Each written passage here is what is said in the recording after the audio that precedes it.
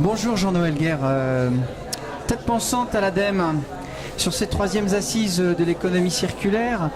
Est-ce qu'on peut déjà présenter un peu quel est le cadre de votre mission à l'ADEME et ensuite par rapport au sujet de l'économie circulaire, l'impact que ça a sur l'innovation et notamment sur les propositions des nombreuses entreprises sélectionnées, primées au sein du programme des investissements d'avenir. Comment on peut voir ça ? Alors, donc Jean-Noël Guerre, moi je suis à la direction des investissements d'avenir dans le pôle économie circulaire. Donc à la direction des investissements d'avenir, on s'occupe de toute l'instruction des projets, donc des appels à projets ainsi que des projets qui sont déposés dans le cadre des investissements d'avenir. Donc on est sur les projets principalement économie circulaire, mais on a aussi deux appels à projets sur l'eau et la biodiversité, donc qui ne sont pas vraiment dans le contexte aujourd'hui. Mais par contre, dans le cadre de l'appel à projet économie circulaire et de ces initiatives PME, les appels à projets de plus petite taille destinés aux PME, on voit passer un certain nombre de projets de grande, voire très grande taille, toujours dans le domaine de l'innovation, de l'économie circulaire. Pour vous donner quelques exemples, on est sur des projets qui vont de 1 million d'euros d'aide à 30 millions d'euros d'enveloppe globale et donc de l'ordre de 10 millions d'euros d'aide, des projets qui touchent un peu tous les sujets de l'économie circulaire, de la gestion du tri des déchets, à la gestion des piles, batteries, en passant par le surtri de plastique, la méthanisation, la pyrogazéification, etc., etc.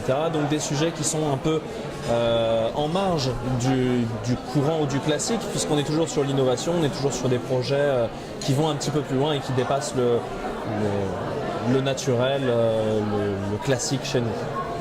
Ce qui est une tendance malgré tout quand même, si on prend le critère de l'économie circulaire, voire peut-être un courant un peu adjacent qui est, je dirais, l'éco-conception, mais est-ce qu'il y a quelque chose de remarquable un peu dans ces propositions, dans cette espèce de cocotte minute de créativité et de propositions des startups aujourd'hui ? Alors, on a un peu tous les sujets, puisque finalement vous parlez de start-up, on a aussi des grandes entreprises, mais c'est vrai qu'on travaille avec des start-up, avec des entreprises qui se créent justement pour répondre à cet appel à projet et pour développer un projet de grande taille ou de très grande taille, innovant. Je pense actuellement à une entreprise dans le domaine de la purification du gaz en sortie de centres d'enfouissement par exemple, ou des entreprises du même type. Et donc on est vraiment sur de la création de start-up, à haute valeur ajoutée. Est-ce que nous on voit quelque chose ? La question est assez compliquée et ma réponse va forcément être un peu biaisée, puisque finalement la direction des investissements d'avenir est toujours localisée sur le front des sujets en termes d'innovation.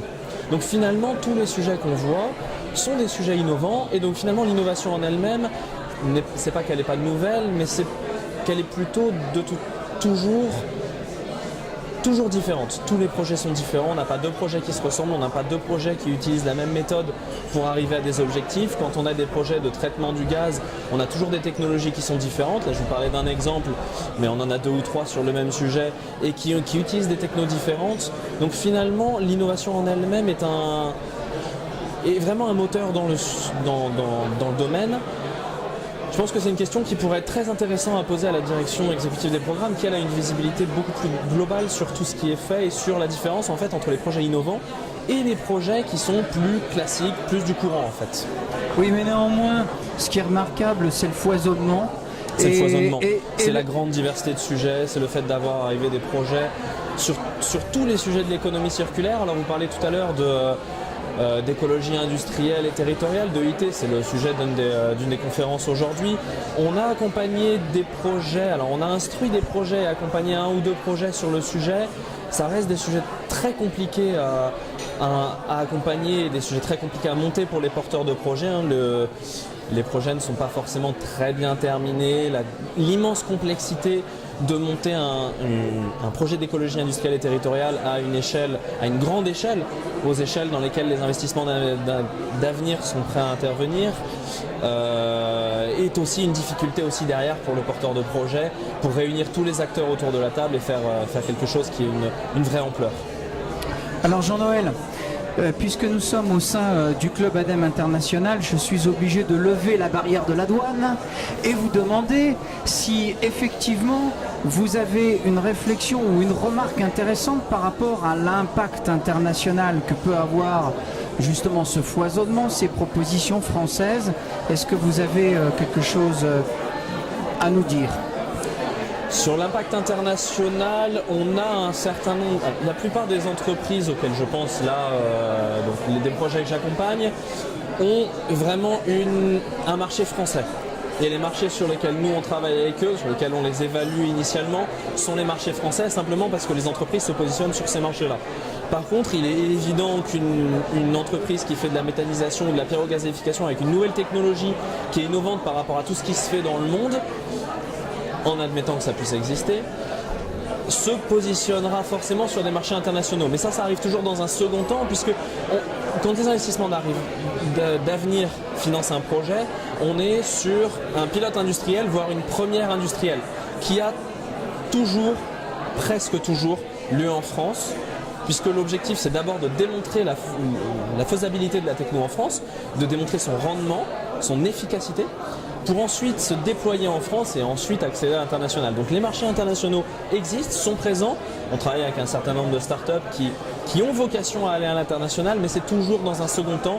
Et c'est vrai qu'au moment où les investissements d'avenir interviennent, on est plutôt même pas forcément dans le premier temps du développement industriel, mais dans le temps zéro qui va juste permettre de mettre le pied à l'étrier pour arriver à ce premier temps, qui est là la phase juste post-projet.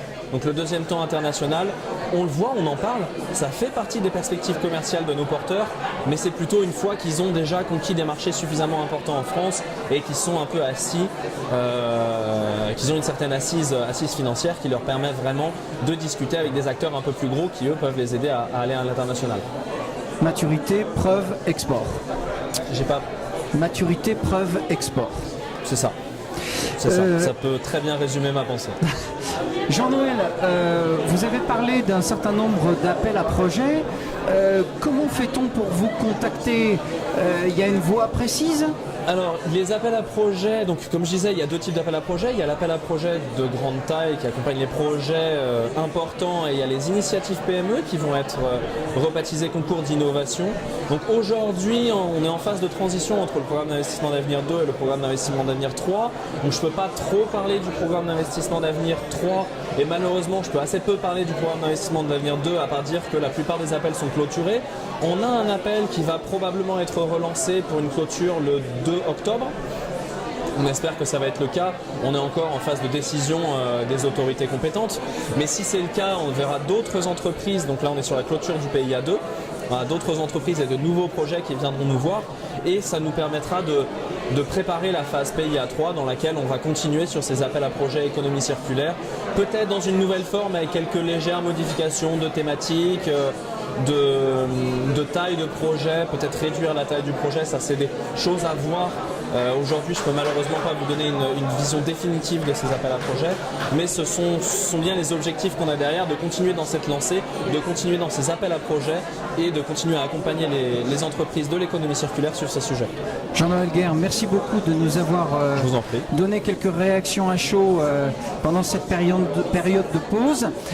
Et puis, espérons bien sûr que vous aurez beaucoup de succès et que tous les porteurs de projets viendront justement collecter à la fois l'expertise de l'ADEME et puis aussi la conduction des financements. Merci beaucoup. Je vous en prie.